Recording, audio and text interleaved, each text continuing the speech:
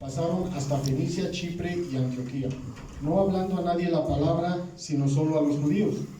Pero había entre ellos unos varones de Chipre y de Cirene, los cuales, cuando entraron en Antioquía, hablaron también a los griegos, anunciando el evangelio del Señor Jesús. Y la mano del Señor estaba con ellos, y gran número creyó y se convirtió al Señor. Llegó la noticia de estas cosas a oídos de la iglesia que estaba en Jerusalén, y enviaron a Bernabé que fuese hacia Antioquía. Cuando llegó y vio la gracia de Dios, se regocijó y exhortó a todos a que con propósito de corazón permaneciesen fieles al Señor, porque era varón bueno, lleno del Espíritu Santo y de fe, y una gran multitud fue agregada al Señor. Después fue Bernabé a Tarso para buscar a Saulo, y hallándole le trajo a Antioquía, y se congregaron allí todo un año con la iglesia, y enseñaron a mucha gente, y los discípulos se les llamó cristianos por primera vez en Antioquía. En aquellos días, unos profetas descendieron de Jerusalén a Antioquía, y levantándose uno de ellos, llamado Agabo, daba a entender por el Espíritu que vendría una gran hambre en toda la tierra habitada, la cual sucedió en tiempo de Claudio. Entonces los discípulos, cada uno conforme a lo que tenían, determinaron enviar socorro a los hermanos que había en Judea, lo cual en efecto hicieron, enviando a los ancianos por medio de Bernabé y de Saulo. Como les mencioné al inicio, el versículo principal en el que vamos a desarrollar hoy el mensaje de púlpito es el versículo 19. Pero antes de empezar con la introducción, también quiero compartir que vamos a desarrollar el mensaje de púlpito con 3 puntos, 3 ideas que ustedes tienen que ir desarrollando, descubriendo durante todo el mensaje, para que lo vayan uniendo y así puedan llegar a la conclusión. ¿Estamos? El primer mensaje es que tienen que ver a Cristo reflejado en el mensaje de púlpito. El segundo, las cosas que tenemos que corregir. Y el tercero, hermanos, es que tenemos que ver a Cristo por sobre encima de toda dificultad. ¿Ok? ¿Me fui muy rápido? ¿Sí, va? Sí, un poquito. Un poquito.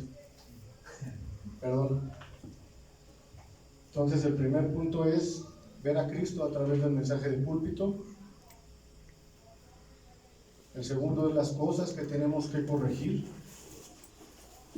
Y el tercero, ver la soberanía de Dios por encima de toda dificultad. ¿Y ver a qué? Ver el plan de Dios, la soberanía de Dios sobre toda dificultad, sobre toda adversidad.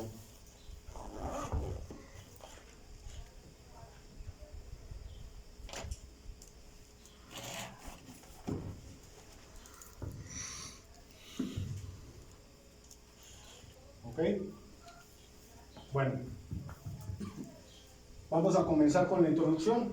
Como sabemos, el mensaje de púlpito es Hechos 11, del 19 al 30. Pero hubo 2 acontecimientos muy importantes antes de llegar a Hechos 11, 19 y 30. El primero de esos acontecimientos lo podemos ver en Hechos, capítulo 7, y esto tiene que ver directo con la muerte de Esteban.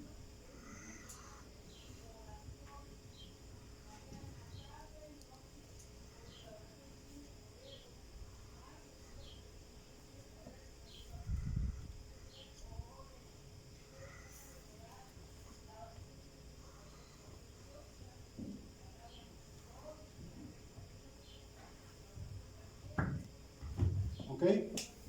Y el segundo acontecimiento que tenemos que ver es el capítulo 10, donde se habla de Pedro y Cornelio. Ya todos aquí tenemos pues una idea o hemos leído esos capítulos acerca de lo que están hablando. Entonces, vamos a comenzar con Esteban. Dice el versículo 19, donde nos estamos concentrando el pasaje principal: ahora bien, los que habían sido esparcidos a causa de la persecución que hubo con motivo de Esteban. Como sabemos, Esteban fue, o se le considera, pues, un mártir de la iglesia primitiva. Fue un hombre que murió por una sola cosa: murió por llevar el evangelio, murió por proclamar el evangelio. Cuando leemos el capítulo 7 ya con un poco más de calma en casa y lo podemos analizar, podemos ver que él proclamó a Cristo, proclamó las verdades que se hablaban acerca del Mesías en la ley, en los profetas y en los salmos, ¿no? Y a causa de esto, a él lo mataron. Pero ¿qué era lo que realmente entendía Esteban? Esteban entendía toda la verdad acerca del Cristo. Pero para que tú y yo podamos entender el Evangelio, nosotros siempre vamos a tener que empezar por el principio. Porque si no entendemos el principio, entonces no vamos a poder entender lo demás. ¿Qué entendía Esteban? Esteban entendía que Dios había creado al hombre. Esteban entendía también que Dios le había dado imagen y semejanza, autoridad y aliento de vida. En este punto de la creación, Dios le entrega al mundo, al ser humano, el mundo, y se lo entrega para que lo gobierne. Y le dice, fructificaos, multiplicaos, lo bendice. Pero Dios le da un pacto al ser humano. Génesis 2, 16 y 17, podemos ver ese pacto, y dice, y mandó Jehová Dios al hombre diciendo, de todo árbol del huerto podrás comer, mas del árbol de la ciencia del bien y del mal no comerás, porque el día que de él comieres ciertamente vas a morir. Entonces el ser humano, queridos hermanos, aquí está perfectamente capacitado para gobernar el mundo. ¿Por qué? Porque el Espíritu de Dios está en él, y si el Espíritu de Dios está en ti, tú vas a poder tomar buenas decisiones. Tú vas a saber qué hacer en cada problema, en cada situación. Pero, como todos sabemos, el ser humano no era el único que habitaba este planeta. Este planeta también estaba habitado ¿por quién? Por Satanás, por la serpiente antigua. Entonces, el capítulo 3 del Génesis nos habla de cómo Satanás engañó al ser humano para que rompiera el pacto. Porque tenemos que entender una cosa, y bien entendida. Satanás nunca atacó al ser humano directamente, jamás, jamás lo atacó directamente. Atacó la palabra, atacó el pacto. Porque sabía que si al ser humano le quita el pacto, entonces lo puede hacer pedazos. Puede hacer con él lo que quiera. Por eso atacó el pacto. Porque sabía que si le quitaba la palabra al ser humano y que se hacía que el ser humano rompiera el pacto que Dios le había dado, podía hacer con el ser humano lo que quisiera. Y dice la palabra en Génesis 3, pero la serpiente era astuta, más que todos los animales del campo que Dios había hecho, la cual dijo a la mujer, con que Dios os ha dicho. O sea, puso en duda la palabra de Dios. Y también tenemos que entender algo. Satanás habla bien bonito. Siempre te la va a aplicar y me la va a aplicar, y a toda la humanidad se la va a aplicar hablándole bonito. ¿Y cómo es hablándole bonito? Te va a decir, no pasa nada. Te va a decir, hazlo, no te va a pasar nada, no tiene consecuencias. Cuando sabemos que toda acción tiene una consecuencia. Entonces el hombre rompe el pacto, y por lo tanto cae en una maldición, porque sí es una maldición. El problema fundamental es una maldición espiritual, de la que ningún ser humano va a poder salir por sí mismo. La separación, el pecado y Satanás. Cuando el ser humano rompe el pacto, pasó de ser hijo de Dios, pasa a ser hijo del diablo. Pasa a estar encadenado en una situación. Por eso el ser humano repite y repite tantos comportamientos. Es que no puedo dejar de hacer esto, es que no puedo dejar de hacer lo otro, esto me domina. ¿Por qué? Porque está atado, es espiritual. Y tiene un nuevo gobernante, Satanás. Realmente la vida de un ser humano que no tiene pacto es gobernada por Satanás. Y solo le queda sufrir, solo le queda pasar eso a la siguiente generación. Entonces, ningún ser humano por sí mismo, hermanos, puede salir de esta situación. Y es grave, porque si nosotros nos ponemos a pensar y decimos, eso se transmite de generación en generación, ¿cómo podemos nosotros salvarnos? Y Dios sabía esta situación, por eso buscó al hombre en el huerto. Por eso lo buscó el hombre cuando vio esta situación. ¿Qué hizo? Se hizo hojas de higuera. Quiso solucionar este problema por él mismo, él solito. Él pensó que poniéndose hojas de higuera se iba a esconder de la presencia de Dios y iba a tener solución. Y no se puede, hermano. Entonces, siento que voy muy rápido. Perdón. Las Sagradas Escrituras, de acuerdo a la Biblia, solo hay una manera en la que tú y yo podemos regresar a Dios, solo una. Una de las mentiras más grandes que se dicen en el mundo, que se dicen allá afuera, de todo la hemos oído. Y dice que todos los caminos llevan a Roma y que todas las religiones llevan a Dios. Y eso todos lo hemos escuchado allá afuera. ¿Y qué creen? Que es mentira. Porque de acuerdo a las Sagradas Escrituras, solamente hay una manera en la que tú y yo podemos regresar a Dios. Cuando Dios busca al hombre en el huerto, le da la respuesta y le da la solución. De alguna manera dice, está bien, rompiste el pacto, estás metido en un problema, pero yo te voy a dar la respuesta por la cual tú puedes salir de aquí. Génesis 3:15, y todos lo sabemos, que dice, y pondré enemistad entre tú y la mujer, entre tu simiente y la simiente suya. Este te herirá en la cabeza, tú le herirás en el calcañar. ¿Está hablando de algo o de alguien? Está hablando de alguien. Está hablando de alguien que va a venir, le va a aplastar la cabeza a Satanás, y por medio de que le va a aplastar la cabeza va a haber un derramamiento de sangre. Eso es lo que le está diciendo. Y un poquito más adelante en Génesis 3:21 dice, y Jehová Dios hizo al hombre y a su mujer túnicas de pieles y los vistió. O sea que las hojas de higuera, la manera en la que yo quiero resolver el problema que tengo espiritual, no iba a servir. ¿Y qué son hojas de higuera, hermanos? Si no alcanzamos a entender ese concepto de hojas de higuera, es lo que yo creo que me puede acercar a Dios, o con lo cual yo puedo obtener el favor de Dios o el perdón de Dios.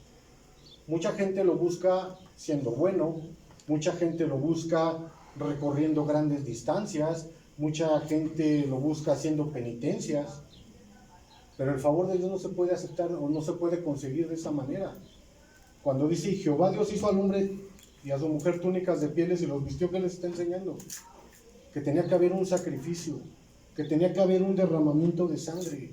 Alguien inocente tenía que morir en su lugar para que ellos pudieran obtener el favor de Dios. Eso es lo que les está diciendo. Entonces, Isaías 7:14 dice, por tanto el Señor mismo os dará señal, he aquí la Virgen concebirá y dará a luz un hijo y llamará su nombre Emmanuel, que traducido es Dios con nosotros. Entonces, hermanos, durante todo el Antiguo Testamento, porque todos sabemos que la Biblia está dividida en Antiguo y en Nuevo, ¿no? Durante todo el Antiguo Testamento, Dios te está hablando que va a venir alguien para aplastar la cabeza a Satanás. Te está hablando de alguien. Todos los libros del Antiguo Testamento hablan del Cristo. Los primeros 5 te van a hablar de Cristo como el verdadero sacerdote. Después los libros históricos te van a hablar de Cristo como el verdadero rey. Y los libros proféticos te van a hablar de Cristo como el verdadero profeta. Todo esto era lo que sabía Esteban. Esteban sabía esto, y sabía el cumplimiento, y sabía esto. Por eso, cuando a él lo están apedreando, cuando a él lo están matando, ¿qué fue lo último que dijo? Vamos a Hechos 7, por favor.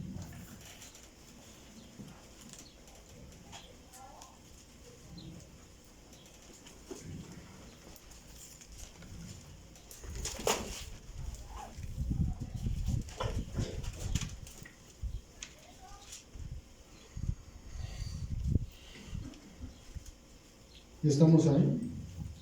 ¿Vamos bien, hermano?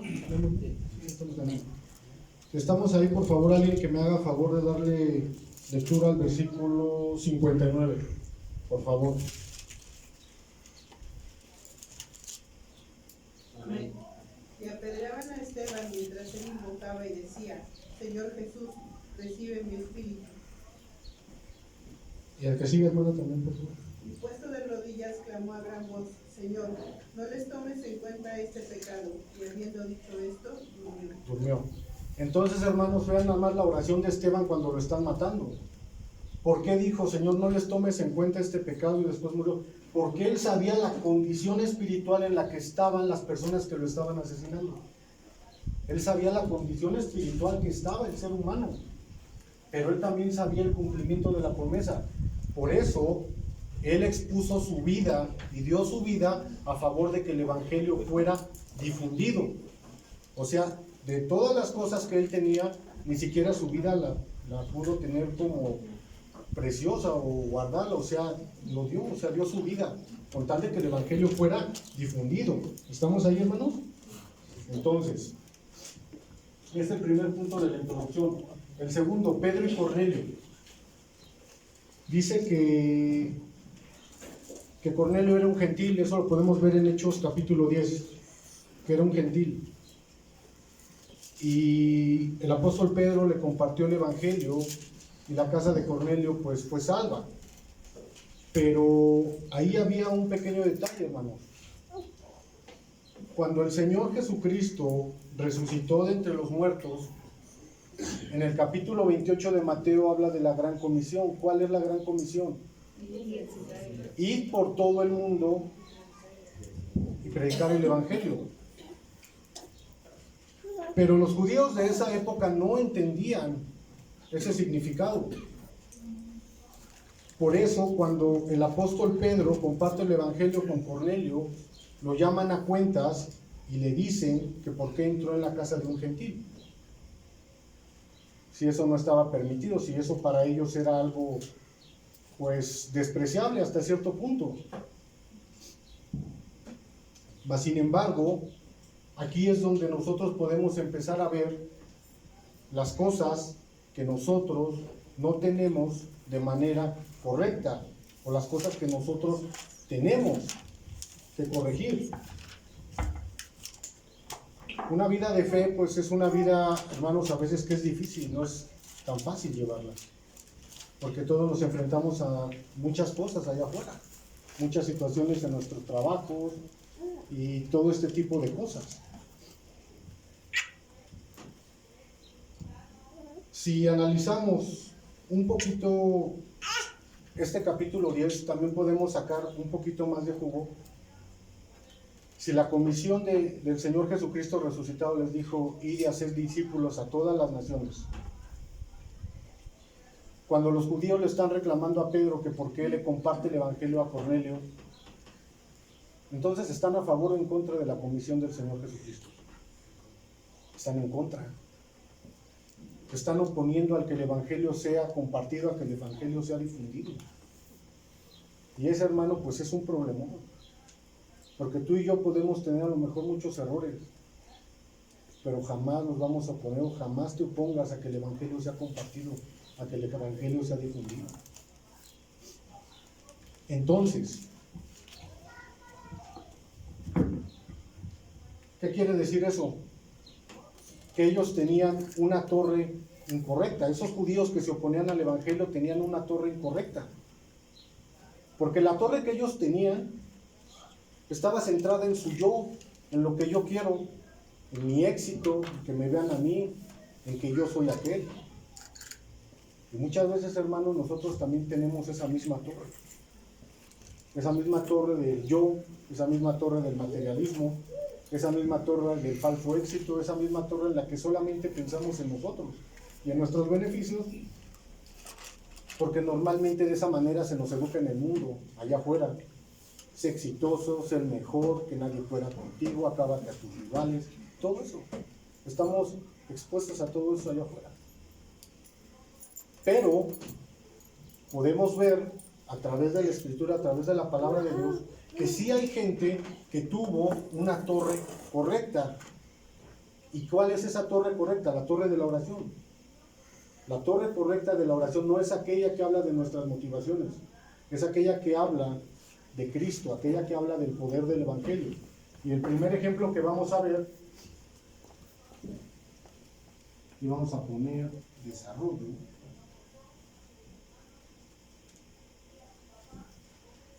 torre correcta.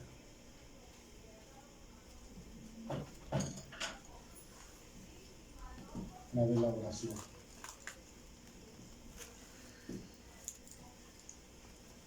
Ejemplo.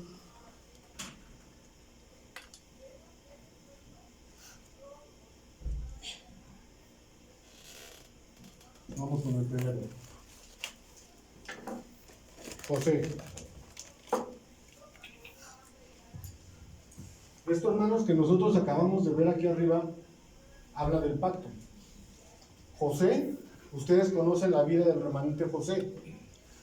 José fue vendido por sus hermanos, fue vendido como esclavo, mas sin embargo Dios estaba con él. José conocía el Génesis 3:15. Tenía una torre correcta, una torre de la oración correcta que se aferraba a Cristo. Por eso, a pesar de todas las desgracias que le pudieron pasar, a pesar de todas las dificultades que le pusieron pasar, él se pudo sobreponer para llegar a cumplir el plan de Dios en esa nación. Otro remanente que podemos ver también es la vida de Jocabed. Jocabed era la madre de Moisés.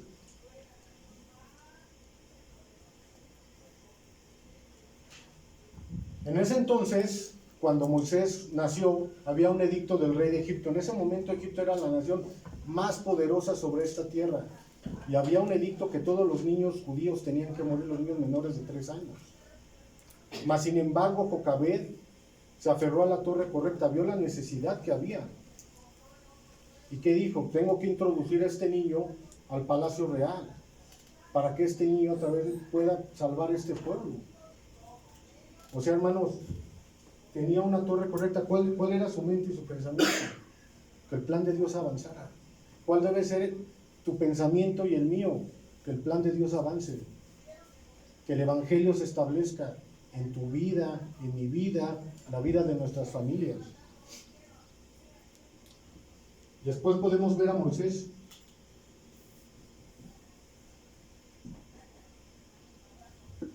Moisés tuvo una calidad de vida excelente, yo les podría decir.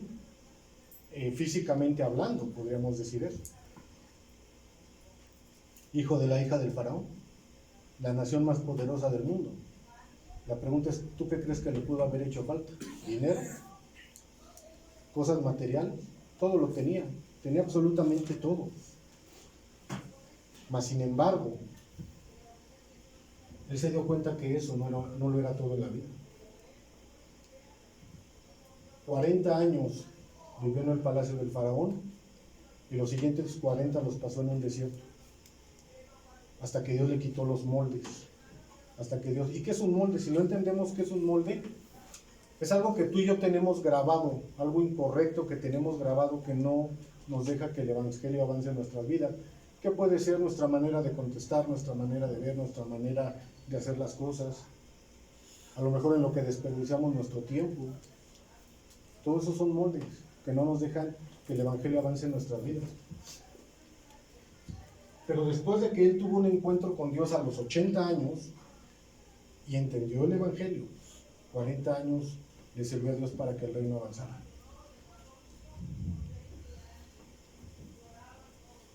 Tenemos otro ejemplo.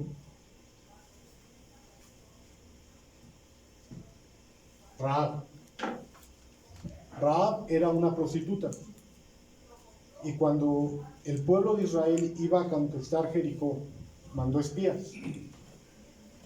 Rahab era de la nación del pueblo de Jericó y expuso su vida para que estos espías pudieran llegar a la tierra. Ella ya sabía que esa tierra iba a ser conquistada por el pueblo de Israel, pero expuso su vida para que eso se cumpliera. Entonces, como tantos ejemplos, y así nos podemos ir con muchos, hermanos. Toda la Biblia está llena de ejemplos de hombres y mujeres de que expusieron su vida. ¿Por qué? Porque el evangelio fuera avanzando, porque el evangelio tomara lugar. ¿Por qué? ¿Por qué conquistaron Canaán? ¿Alguien sabe por qué conquistaron Canaán o por qué Dios les pidió que conquistaran Canaán? ¿Por qué los llevó a la tierra de Canaán? La razón por la que Dios los llevó a la tierra de Canaán era una sola, porque era la tierra donde iba a venir el Mesías, era la tierra a donde el Hijo de Dios iba a descender a cumplir todas las profecías que se habían escrito acerca de él. Por eso conquistaron Canaán. Entonces, ¿cuál debe de ser nuestra torre correcta, hermanos? La torre de la oración. La torre de la oración, ¿cómo? Porque tradicionalmente todos los que venimos de iglesias tradicionales se nos enseña a orar de cierta manera. La oración que se nos enseña en una iglesia tradicional siempre va a estar centrada en lo que yo quiero, que suceda. ¿Por qué? Porque siempre traemos la idea, ¿por qué el hermano sí y yo no? ¿Por qué él tiene esto y yo no? Yo quiero esto. Y esa es una oración incorrecta, centrada en lo que nosotros queremos, en lo que nosotros anhelamos. ¿Cuál es una oración correcta? Una oración que tiene como contenido diseño original, problema fundamental. Yo estaba aquí, Señor, tú me diste estas promesas, tú las cumpliste en Cristo. Señor, que tu reino avance. Por ejemplo, ahorita el pastor Félix, el pastor Isaí están en Cuba de misioneros. ¿Cuál es nuestra oración? Señor, dales el encuentro con el discípulo que tú tienes en este lugar. Salva a la gente en este lugar, en esta nación, donde se mueve tanto la magia, la adivinación, la santería. Señor, rescata a tus discípulos en esta nación. Cubre con la sangre de Cristo al pastor Félix. Es una oración centrada en el Evangelio. Sí, no sé si me alcanzo yo a explicar lo que es una oración incorrecta y una oración correcta. Entonces, hermanos, todos ellos tenían oraciones, una oración centrada en Cristo. Así debe de ser nuestra oración. El contenido de nuestra oración debe de ser eso. Ya vamos a la mitad, vamos a acabar.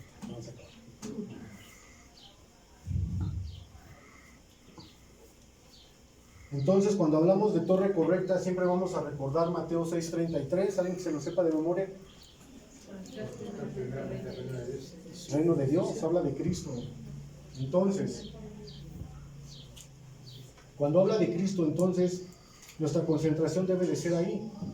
Ya sea por la mañana, ya sea por la tarde, ya sea por la noche, debemos de disfrutar de la oración. La oración no debe de ser una carga. Debe de ser el momento en el que tú te encuentras solito con Dios, en el lugar que tú tienes especial y en el que tú llegas delante de la presencia de Dios. Llegas delante de la presencia de Dios a ofrecer una ofrenda espiritual. ¿Qué es ofrecer una ofrenda espiritual? Señor, Cristo es mi verdadero profeta y Jesús dijo, yo soy el camino, la verdad y la vida. Esa es una ofrenda correcta. Y muchas veces nos cuesta trabajo concentrarnos en la mañana, en la tarde o en la noche. Nos va a costar trabajo siempre. Pero también hay que disfrutar de eso. A veces, yo el otro día le comentaba a los hermanos que yo a veces estoy en el trabajo y a veces estoy recordando el pacto, mi ocupación, en mi empleo. Y luego me decían mis amigos del trabajo, ¿estás loco? ¿Qué tienes? Porque me ven que yo estoy hablando, ¿no? Solo. Pero realmente yo estoy recordando el pacto. Estoy recordando lo que Dios me dio. Recuerdo de donde Dios me sacó y recuerdo cómo me sanó. ¿Por qué? Porque debemos de entender una cosa, que en el Evangelio, que en Cristo hay sanidad. Hay sanidad verdadera, hay sanidad de tu mente, hay sanidad de tu corazón. Todos traemos heridas, todos traemos problemas. Pero de verdad, cuando uno va al psicólogo, cuando uno va al psiquiatra, hermano, lo único que le dan a uno son pastillas. Pastillas y esto, pastillas y gotas, y te sigues sintiendo igual. Cuando tú conoces el Evangelio y grabas el Evangelio, ¿qué quiere decir, hermano? Que nuestra mente todo el tiempo está absorbiendo y toda nuestra mente pasan 1000 pensamientos todo el tiempo. Pero si nosotros en nuestra mente, en nuestro corazón, grabamos el pacto, grabamos el Evangelio, grabamos lo que Dios nos ha dado, ahí hay sanidad, porque tu mente empieza a cambiar, tú empiezas a sanar. En Cristo hay sanidad de tu mente, de tu corazón, de lo que nosotros traemos. Perdón.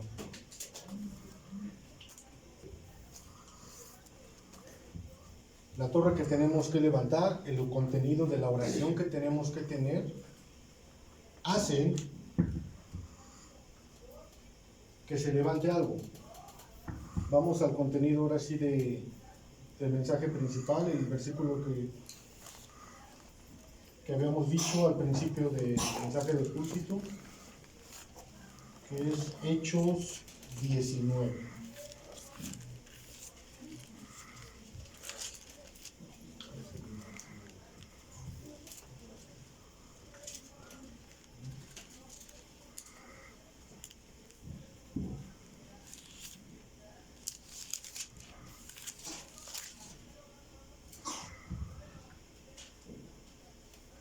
Como les había comentado, este es el versículo principal de la lección, Hechos 11, 19, perdón. ¿Estamos ahí? Amén. Dice la palabra: ahora bien, los que habían sido esparcidos a causa de la persecución que hubo con motivo de Esteban, pasaron Fenicia, Chipre y Antioquía, no hablando a nadie la palabra, sino solo a los judíos. Bueno, ya vimos la introducción de lo que había pasado en los capítulos previos. Y vivir una persecución pues no es nada fácil. Los hermanos aquí en Antioquía, o los hermanos que pasaron esta persecución, pues no era fácil. Porque una persecución quiere decir que van sobre ti, van a matarte. Mas sin embargo, ellos alcanzaron a ver el plan de Dios. Esta persecución parecía una persecución a los ojos humanos. Pero a los ojos de Dios, este acontecimiento era para que se estableciera la iglesia en Antioquía, para que el evangelio llegara a Antioquía. Entonces, en este versículo y durante toda esta lección, podemos ver que se levantan tres respuestas en este versículo y en la iglesia de Antioquía. Lo primero que se levanta, hermanos, acá. Lo primero que se levanta son las obras de la recreación.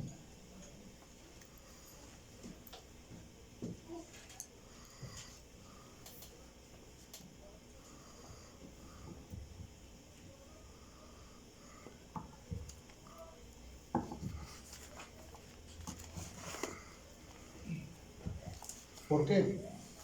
Porque a través de esta persecución la iglesia en Antioquía es establecida. Y es una iglesia que se levanta a favor de las 237 naciones y 5,000 tribus.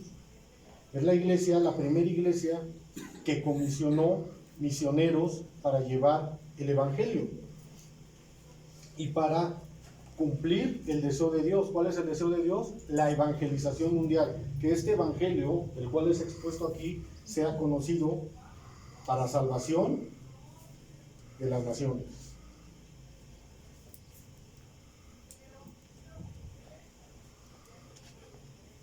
Podemos ver, por ejemplo, en Hechos 12, que Pedro es apresado. Pedro es apresado, pero también conocemos este capítulo. La iglesia hace oración a favor de Pedro. ¿Y cuál es la respuesta de Dios? Que Dios envía un ángel para que él pueda salir de la cárcel y él puede escapar de Herodes, que en ese momento lo quería matar. Esas son respuestas de Dios, hermano. La segunda cosa que se levanta son las respuestas del nunca antes y nunca después.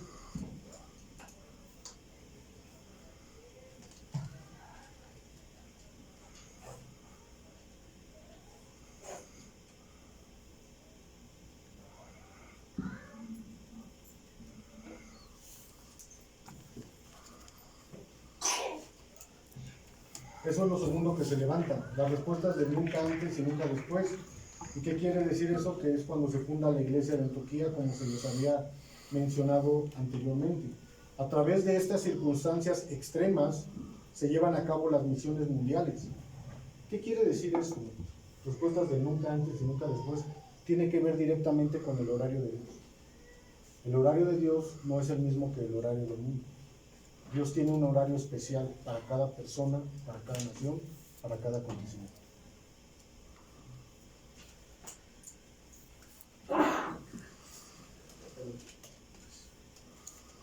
A través de esta persecución era el horario para la iglesia de Antioquía.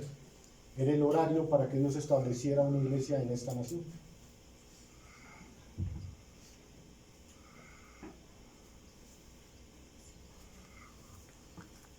Podemos ver en Hechos 11, 26, 25 y 26, por favor.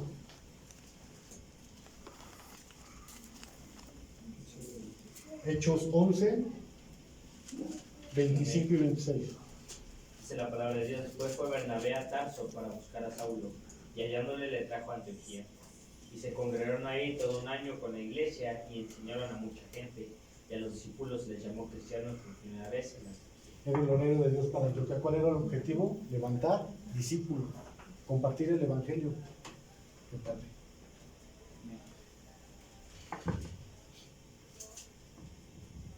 El último punto son las respuestas que trascienden el tiempo y el espacio.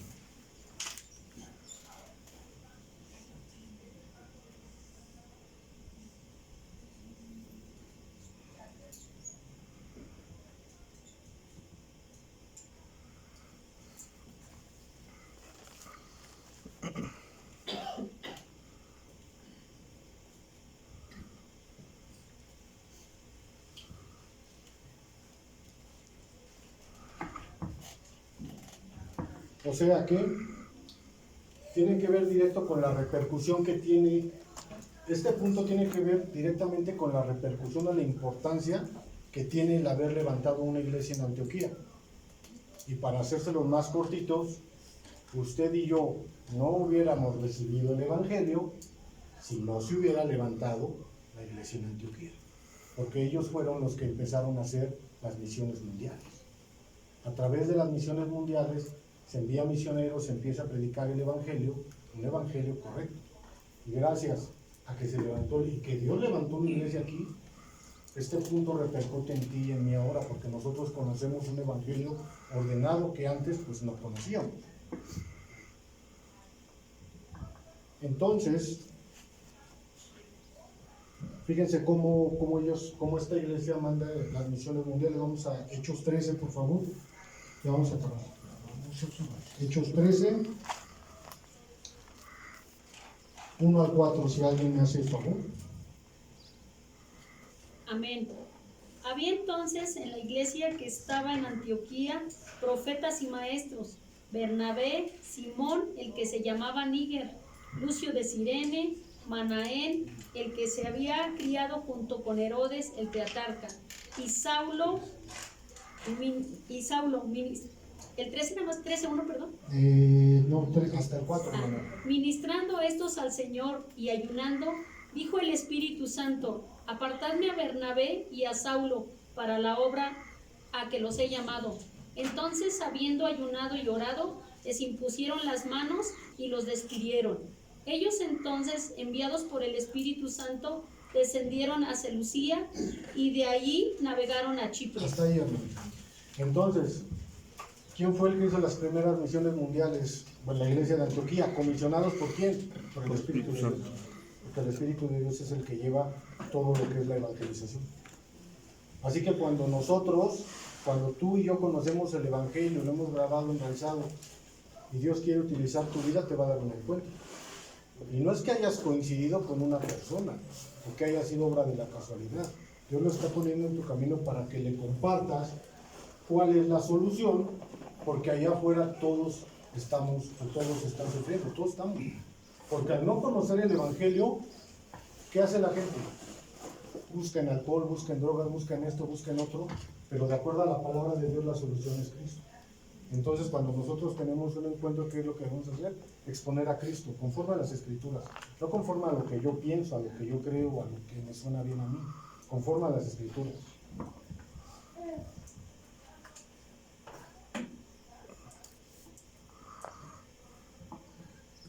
Podemos concluir entonces que a través de la iglesia de Antioquía se levantan las señales de guía que cambiaron el mundo, que es la evangelización mundial, que es el deseo de Dios.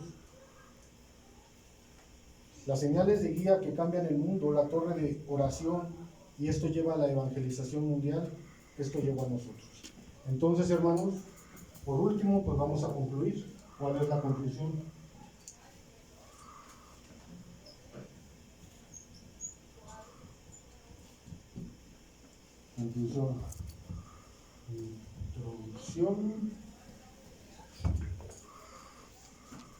Introducción, desarrollo, conclusión. Vamos a terminar.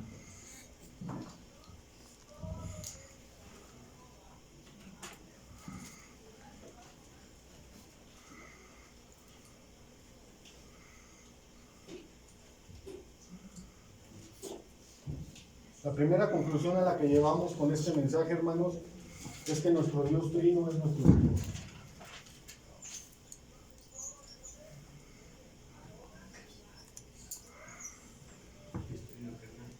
Dios Trino es nuestro Señor.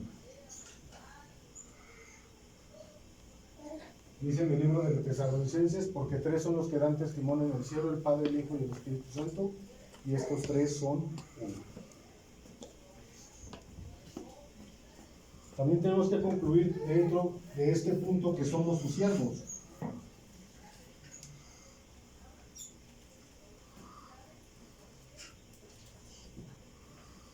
Y dentro de esto nosotros tenemos que disfrutar tres cosas, que las hemos venido repitiendo con notoriedad.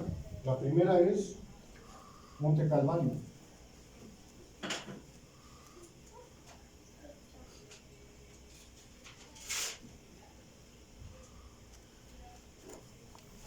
¿Qué es el Monte Calvario, hermanos? Cuando el Señor Jesucristo fue crucificado.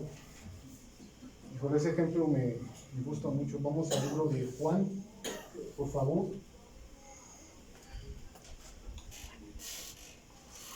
Me parece que...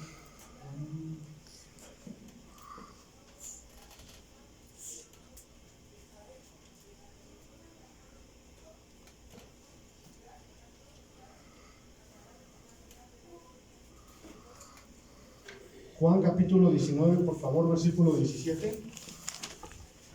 Esto tiene que ver directamente con el punto del Monte Calvario, por si algunos no hemos alcanzado a entender o a dimensionar la importancia. Libro de Juan capítulo 19, y vamos a darle lectura al 17. ¿Estamos ahí? Del 17 en adelante. Dice la palabra de Dios, estamos ahí. Habla de Cristo. Y él cargando su cruz salió del lugar llamado de la calavera, y en hebreo Gólgota, y allí le crucificaron y con él a otros dos, uno a cada lado, y Jesús en medio. También escribió Pilato un título que puso sobre la cruz, la cual decía: Jesús Nazareno, Rey de los Judíos. Y muchos de los judíos leyeron este título, porque el lugar donde fue crucificado estaba cerca de la ciudad, y el título estaba escrito en hebreo, en griego y en latín. Dijeron a Pilato los principales sacerdotes de los judíos: no escribas, Rey de los Judíos, sino que él dijo: soy Rey de los Judíos.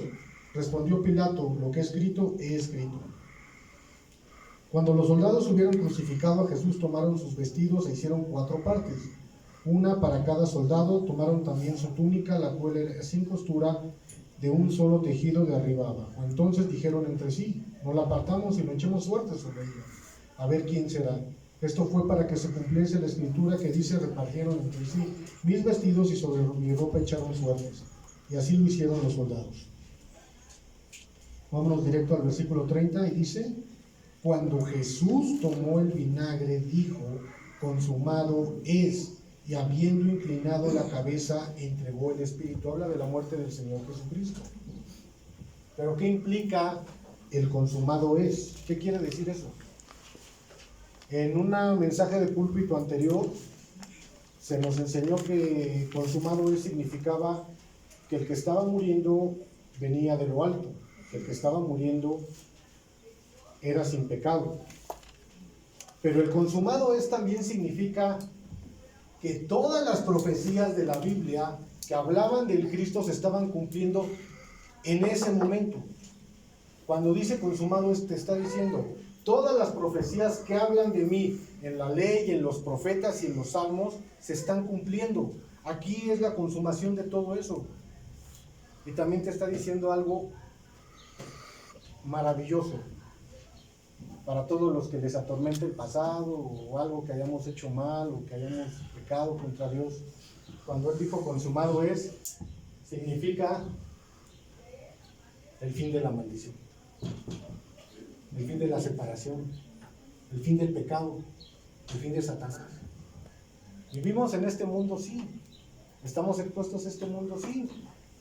Pero por medio de la muerte de Cristo, Él nos regresa lo que nos había dado al principio: identidad, autoridad, comunión. Cuando tú has creído que Jesús es el Cristo, tú ya tienes todo. Es maravilloso. Entonces es Monte Calvario, Monte del Olivar. Monte del Olivar habla directamente de lo que son las obras del reino de Dios. Y también aposento alto.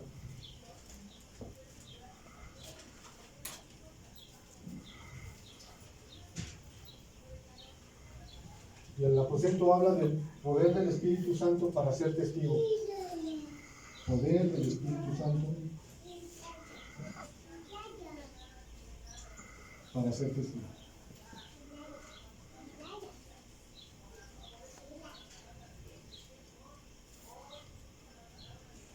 Esa es la primera conclusión a la que llegamos con el mensaje de púlpito de hoy. Segunda de las 3 conclusiones que tenemos que tomar el día de hoy. Aquí en la primera escrita vamos a poner Conclusión número 2.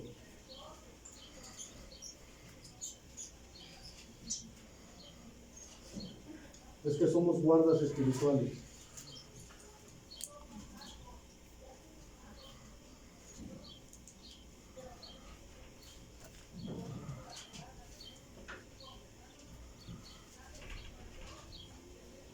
La segunda conclusión es que somos guardas espirituales. ¿Qué es un guarda? Alguien que vigila, alguien que está atento. En las construcciones antiguas, hermanos, cuando alguien hacía un castillo, normalmente le ponían torres. ¿Para qué servían esas torres? Para que uno vigilara cuando venía el enemigo y poder reaccionar a tiempo. Como lo mencionamos anteriormente, la torre correcta que tenemos que hacer en nuestras vidas, ¿cuál es? La oración, la torre de la oración con un contenido correcto. Y a través de eso, usted y yo somos guardas. ¿Guardas de qué? Guardas de nuestra vida, guardas de nuestra familia. Entonces, hermanos, somos guardas 24 y 25 horas. ¿Qué quiere decir eso de 24 horas? Quiere decir todo el tiempo. Todo el tiempo. Voy por el camino, voy acordándome del Evangelio. Voy en el carro, voy en mi trabajo, voy en cualquier lado, recuerdo el Evangelio. ¿Qué quiere decir las 25 horas? Lo imposible. Lo que tú crees para ti, para mí no es posible, pero para Dios sí lo es posible. Que son las 25 horas. ¿Ok? Última conclusión y con esto terminamos.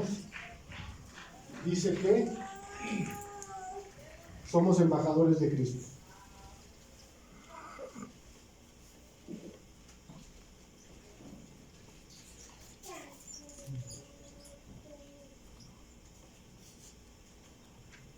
Somos embajadores de Cristo.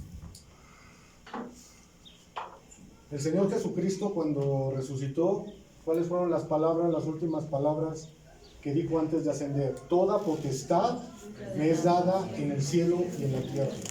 ¿Qué es un embajador? Según las tradiciones de los gobiernos, un embajador es una persona que viene de un país o de un reino que es implantada en otro lugar como representativa.